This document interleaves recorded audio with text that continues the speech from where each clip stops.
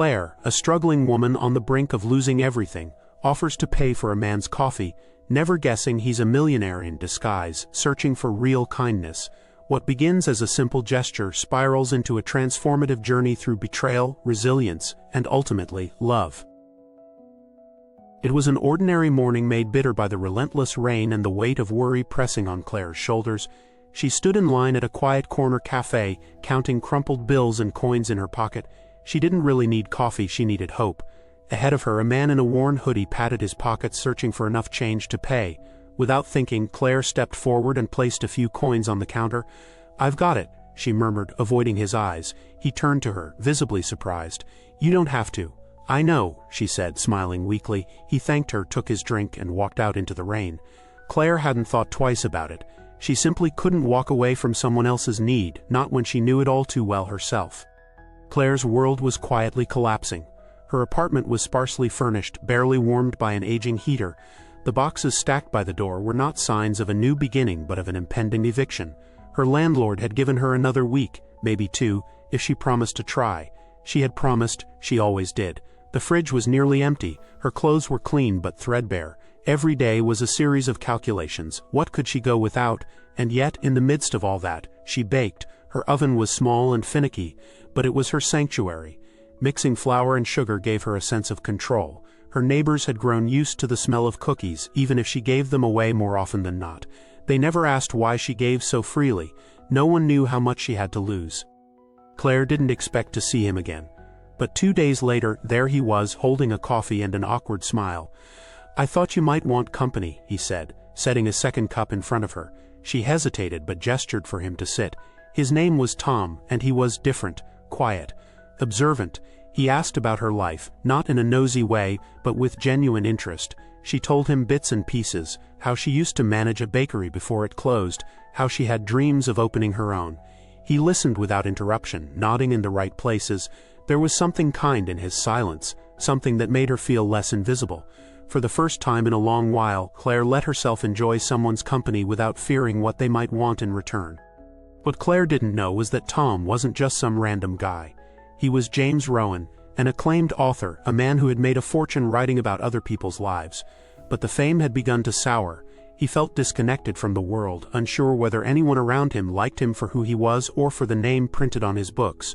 So he took a break. He changed his appearance, adopted a different name, and started searching for something real. Claire's gesture in the cafe wasn't just kind, it was raw and unscripted. It stayed with him. That evening, back in his penthouse apartment, James reread his old manuscripts and felt them pale in comparison to the small but significant act he'd just experienced. He opened a new file and typed 2 words, "The Kind One." The story poured out of him. He didn't need to invent characters. Claire was already a living narrative, a symphony of contradictions. Vulnerable but strong, cautious yet generous, he changed the names and locations, but the heart of it was hers. At first, it was just for him. He told himself he needed to write to make sense of what he was feeling. But the pages kept coming, and with each word he was falling deeper, not just into her story, but into her. It scared him. He had never written from such a personal place before. He wasn't just chronicling kindness, he was learning it. Weeks passed. Their coffee shop chats became routine. One day, Claire invited Tom to her apartment, apologizing for the mess. He didn't mind. He looked around and saw more than poverty. He saw resilience. On a small shelf, labeled jars held sugar, flour, chocolate chips. Sticky notes decorated the fridge with half-formed ideas for cookies and scones. "I know it sounds silly," Claire said, "but I dream of a place where people can eat and feel safe. A bakery where we serve stories with cinnamon rolls." Tom didn't laugh. Instead, he leaned forward and said, "It doesn't sound silly at all." In that moment, she felt seen, not pitied, understood. Claire had lived a life that taught her not to expect too much. Her father had vanished when she was 10. Her mother became a ghost of herself, working constantly to keep food on the table. Claire grew up fast, sacrificing childhood for responsibility. And yet, through all that, she had managed to keep her heart soft. "I think we survive because we hope," she said to Tom one day. "And we hope because we remember what it's like to be helped." That sentence lingered with James longer than she'd ever know. James had written over 40,000 words. He stayed up late, crafting scenes, editing paragraphs, breathing life into Claire's story. But with every word came a deeper ache of guilt. She had no idea. He hadn't asked her permission. He kept telling himself he'd tell her, soon. But the truth was, he feared what would happen when he did. What if she walked away? What if everything they'd built dissolved the second she learned who he really was? And worse, what if she was right to feel betrayed? He hadn't meant to show the manuscript to anyone, but his longtime editor, curious about his disappearance, stopped by unexpectedly. She found the open file and skimmed it. "This is your best work," she whispered. "Raw, unfiltered. You need to publish this." James shook his head. "It's not ready." He didn't say the real reason. It wasn't his story to share, not yet. Fate has a cruel sense of timing. Claire found the manuscript by accident. James had stepped away for a moment, and curiosity got the better of her. She didn't recognize the names, but the events, the phrases, they were hers, word for word. Her chest tightened. When James returned, she stood up, holding the pages like evidence. "Is this what I think it is?" he stammered. "Claire, you wrote about me." Her voice cracked. Without asking, he tried to explain, but she was already halfway to the door. "I trusted you," she whispered, and then she was gone. The days that followed were suffocating. Claire retreated inward. She stopped baking, stopped returning texts. Even her neighbors noticed the silence. Meanwhile, James couldn't write a single sentence. He paced, reread her words in his mind, and hated himself for betraying the only person who had shown him true kindness. He didn't care about the book anymore. He just wanted to make things right. It took him a week to find the courage. One morning, Claire found a small package on her doorstep. Inside was a leather-bound copy of the manuscript with a note. Not published. Not stolen, just inspired. "I'm sorry." That evening he stood outside her door waiting. When she finally opened it, her face was unreadable. He explained everything, his real name, his career, the lies. But most of all, he apologized. "If you want me to walk away forever, I will," he said. "But I need you to know I never meant to hurt you."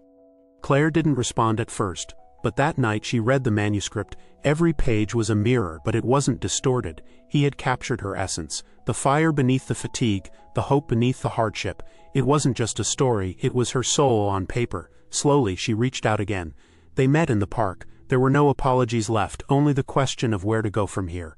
"Let's write something together," she said, "about more people like us." Together, they launched a blog called Kindness and Crumbs. Claire shared recipes and reflections. James wrote short stories inspired by real letters they received. The blog gained a small but loyal following. People wrote back, sharing kindnesses they'd given or received. It became a place of healing both for readers and for Claire and James. With help from an anonymous donor, James again, though she never confirmed it, Claire rented a small storefront. It needed work, but she didn't care. She painted the walls, designed menus by hand, and placed second-hand books on every table. She called it Crumbs and Stories. On opening day, the line stretched around the block. What started as a business became something more. Strangers became friends over muffins and coffee. People wrote letters to each other, pinned to a corkboard by the counter. Every Friday, the bakery hosted story nights. It wasn't just about baked goods anymore. It was about people. A year later, Claire and James released Kindness and Crumbs, a memoir, a cookbook, and a call to action. It wasn't a bestseller in numbers, but in hearts. The profits went to food banks and shelters. Claire spoke at schools. James finally found meaning in his words again. They still had their struggles, moments of doubt, old wounds that resurfaced. But through it all, they leaned on each other. Their partnership wasn't just romantic, it was built on creation, contribution, and healing. They weren't perfect, but they were true. James didn't propose with a diamond. Instead, he handed her a new recipe card, Forever Muffins. Claire laughed through tears. "That's cheesy," she said. "So are the muffins," he replied. They baked a batch together that night, and they never stopped. Theirs was not a fairy tale, but a real story, messy, flawed, and ultimately beautiful. All because of one small act in a coffee shop. Kindness is not weakness, it's strength in disguise. If you believe the world needs more stories like this, more Claire and James, subscribe and stay a while. The best stories are still being written.